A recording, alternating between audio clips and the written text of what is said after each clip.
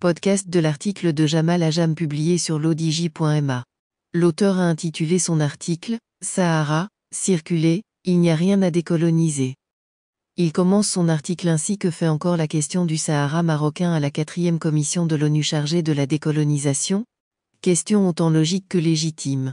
L'évolution du dossier du Sahara au sein même de l'organisation onusienne et l'orientation aujourd'hui tranchée du Conseil de sécurité à son sujet font que la poursuite de l'examen de cette question par la 4e commission est un anachronisme doublé d'un non-sens. Et pour cause.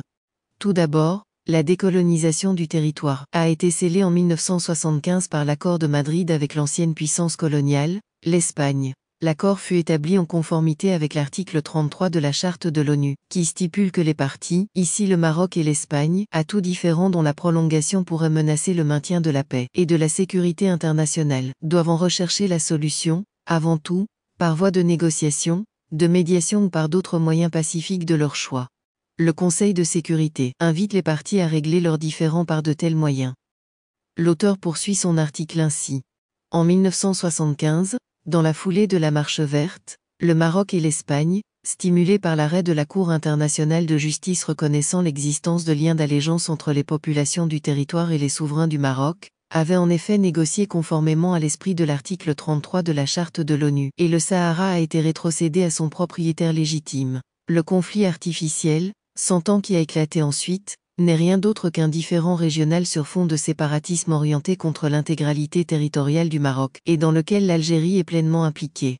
La question du Sahara ne peut donc être assimilée à une affaire de décolonisation d'autant plus que c'est le Maroc qui avait introduit cette question aux Nations Unies en 1963, en tant que territoire à récupérer, donc à décoloniser. À cette époque, l'Algérie recouvrait à peine son indépendance et le Polisario n'était pas encore conçu. Un autre élément, et non des moindres, plaide pour le retrait du dossier de la 4e commission, la position, foncièrement favorable au Maroc, du Conseil de sécurité de l'ONU depuis 2007, année de la présentation, par le Maroc de l'initiative d'autonomie du territoire sous souveraineté marocaine. Depuis cette date, l'instance exécutive onusienne s'est inscrite dans une logique de soutien à l'initiative d'autonomie, la considérant comme base sérieuse et crédible à même de mettre fin aux différends régionaux sur le Sahara. Les récentes résolutions ont même été plus explicites sur la nature régionale du conflit, en désignant ouvertement l'Algérie comme partie au conflit, l'incitant à prendre part aux tables rondes et à engager, de bonne foi, des discussions sérieuses et crédibles en vue de donner corps et forme au principe onusien d'une solution politique négociée et consensuelle.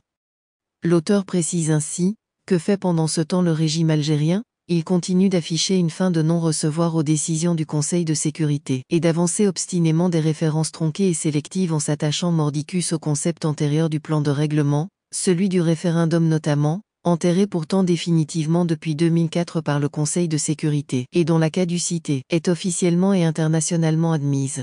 C'est devant l'impossibilité pratique d'organiser un référendum, comme le prévoyait initialement le plan de règlement, que l'ONU avait à juste titre ouvert la voie, devant une autre forme d'autodétermination, une solution politique négociée.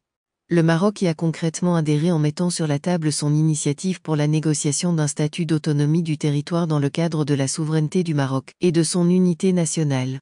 La prééminence de cette proposition a été ensuite consacrée dans toutes les résolutions du Conseil de sécurité. Aujourd'hui, après presque un demi-siècle de vaines falsifications des vérités historiques, de blocage et de tentatives d'avortement de chaque avancée réalisée sous l'égide des Nations Unies, le régime algérien, fossilisé dans sa haine du Maroc, refuse toujours de voir la vérité en face.